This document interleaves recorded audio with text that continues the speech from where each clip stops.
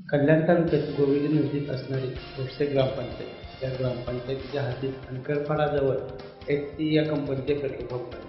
या पंपाच्या पेट्रोलमध्ये पाणी असल्याची बाब काही नागरिकांच्या निदर्शनास. सदर बाब नागरिकांनी पेट्रोल पंप व्यवस्थापक यांच्या निदर्शनास आणून दिले असतात. त्यांनी त्यांच्याशी अरेरावी भाषा केली. हा वाद चालू असताना अजून काही नागरिक त्या ठिकाणी पेट्रोल भरण्यासाठी आले असता तर आम्ही या ठिकाणी पेट्रोल पंप व्यवस्थापक यांना जोरावर घेतले असता त्यांनी ही बाब खरी असल्याची कबूल केली. याबाबत या ठिकाणी उपस्थित नागरिकांनी संबंधित बाब कल्याण तहसीलदार हिवाळा पोलीस स्टेशन, घोडसे ग्रामपंचायत सरपंच यांच्या निदर्शनास आणून दिली.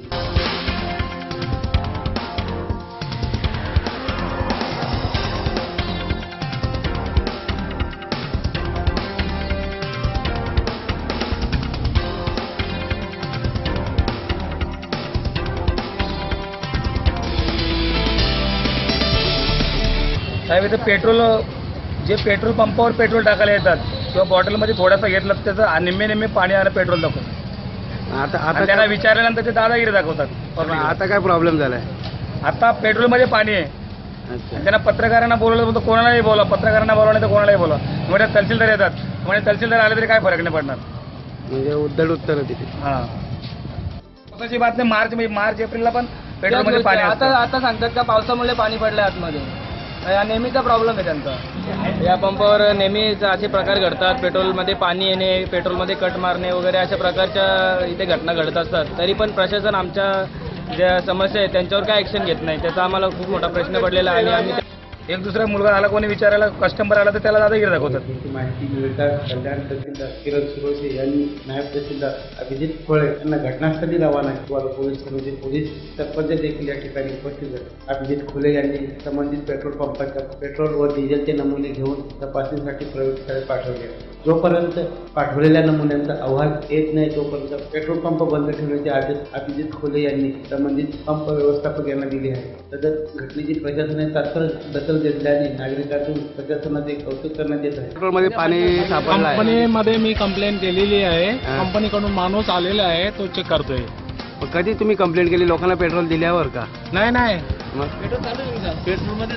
जेव्हा मला कळलं की भाई पेट्रोलमध्ये तुम्हाला पाणी आहे तेव्हापासून मी कंपनीमध्ये कंप्लेंट केले. हो, मग तुम्ही पेट्रोल पंप एवढ्या दिवसासाठी बंद का नाही ठेवला? पेट्रोल पंप मग थोड्या दिवसासाठी बंद का ठेवला नाही तुम्ही? तुम्हाला प्रॉब्लेम पेट्रोल पंप बंद ठेवला. माहित पडलं तेव्हाच कसं माहित पडलं? आम्ही जास्त जरा जमलो म्हणून तुम्ही बंद केला. आमच्या समोर तुम्ही लोकांना गिरायकांना देत होते पेट्रोल. आम्ही तुमच्या समोर आलो गाड्यांना घेऊन, तेव्हा तुम्ही पेट्रोल बंद केले.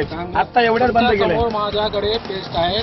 तुम्ही तुमचं काम चालू होता तरी पेट्रोल देणं चालू होतं. आमची गाडी लागली तरी पेट्रोल चालू होतं. तुम्ही कंप्लेंट कधी केली ऑफिसला? काल केली. पेट्रोल पंप काल का बंद ठेवला नाही? पेट्रोल पंप बंद करू शकत नाही. ज्या मशीन मध्ये निघतो ती मशीन बंद केली. असं थोडी नाही. तुम्ही मग आम्हाला पाणी विकत राहा, तुम्हाला माहित असून तुम्ही पाणी विकता, असं थोडी नाही. आता बंद केले. आपण गाडी लावल्या तेव्हा एवढं पेट्रोलमध्ये एवढं पाणी निघालं. पाणी का म्हणजे लोकांनी सांगितलं मग बंद केलंय. आम्ही टाकला तक्रार मी तुमच्या ऐकलं. उल्लासनगर में जाता है, कांबा में जाता है, क्यों जाता है? इधर पेट्रोल पंप होने के बाद नेहमी तक्रारी तुमच्या. आणि मार्च एप्रिलला पण साहेब, मार्च एप्रिलला पाणी असतं यांच्या पाणी.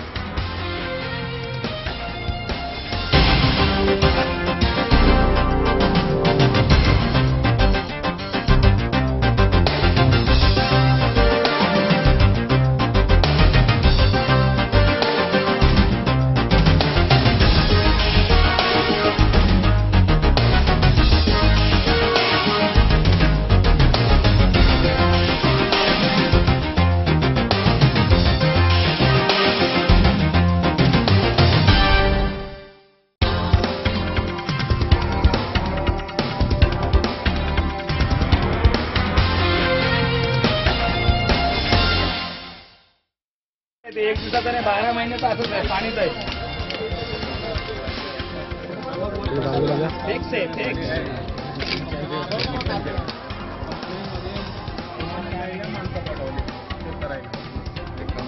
काल समजलं त्याने आतापर्यंत पंप चालू ठेवला. आम्ही सॅम्पल घेतल्यानंतर आम्ही आता बंद केलं. त्यांना सांगितलं पत्रकार आणि तहसीलदार येतात. तर मग तहसीलदार येतात कोण येऊ द्या, आम्हाला काही फरक पडत नाही.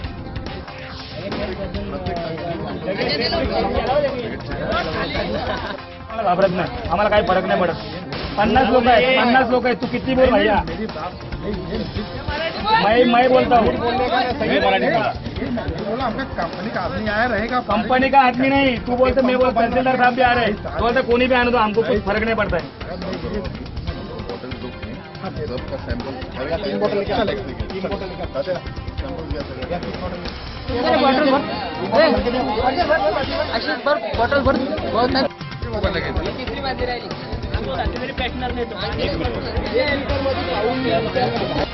गाडीला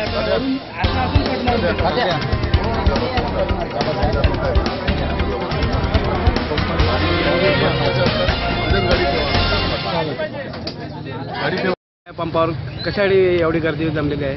इकडे आम्हाला तक्रार प्राप्त झाली की पेट्रोलमध्ये पाणी मिक्स होऊन त्याचा वापर केला जातोय.